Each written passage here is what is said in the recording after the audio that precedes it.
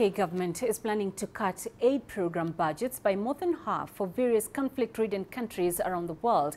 This is according to a leaked report of deliberations between Foreign Office officials. Affected African countries include Somalia, South Sudan, Libya and the Democratic Republic of Congo.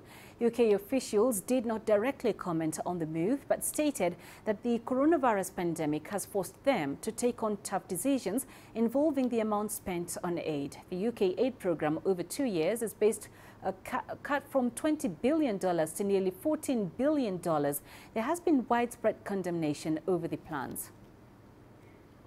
Sam Nadel joins us live from London. He is the acting head of policy and advocacy at Oxfam. Sam, thank you for your time. The UN Secretary General Antonio Guterres has described the overall cut in the UN's aid program this year as a death sentence. How is this likely to impact operations? I think these cuts will be hugely damaging. As you said, the Secretary General called this a death sentence. Another UN official described this as an act of medium and long-term self-harm. So I think what's so disappointing about this is that the UK enshrined in law, it was one of the first countries to do so, a commitment to 0.7% of its national income on international aid. And this was a proud commitment of solidarity with the world's poorest people. So we know how urgent the situation is with the pandemic. Humanitarian needs are rising, and these aid cuts quite simply will lead to loss of life. They'll lead to increased humanitarian need, and some are predicting that tens of thousands of otherwise preventable deaths will occur. Now, most of the countries are poor, already struggling with the impacts of COVID-19. What are some of the long-term consequences of such a move? Well, we know that the UK is currently the second largest donor of international aid. So this is going to have a major impact. We're talking about a cut of around £4 to £5 billion.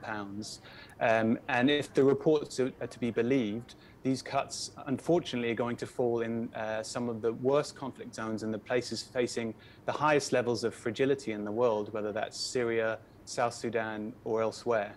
And we're not going to see as deep cuts to programs to, for example, science and research or economic development. That's really important work, but we know how urgent, from our work as Oxfam we know how urgent it is to make sure that people in the most urgent need are able to receive the aid that they require. So if the UK does indeed pull through with these plans, Sam, are there any contingency plans to bridge that gap? Well, this is the really worrying thing. We're seeing donor governments, rich countries cutting their aid budgets around the world, and it is going to have a real world impact and it's going to cost lives. So yes, we want to, the important thing really to note is that it isn't too late to reverse these cuts. Here in the UK, we're campaigning, raising awareness and trying to get MPs in our parliament, for example, to call on the government to reverse these damaging cuts. The 0.7% commitment of aid budget was made in the best of times. And as we've heard from the Archbishop of Canterbury here in the UK, what's so galling about these moves is that the promise is now being broken in the worst of times when people need it most. And we're really not talking about, in the scheme of things, a huge amount of money. We've seen countries fork out trillions in support of their own populations. Totally understandable that they're doing so. Whereas the UK government's cutting around £100 million to Yemen, for example.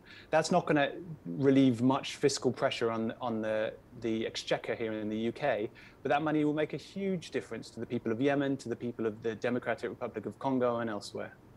All right, Sam, we appreciate your time. Thank you very much for talking to us. Sam Nadel, live for us in the UK.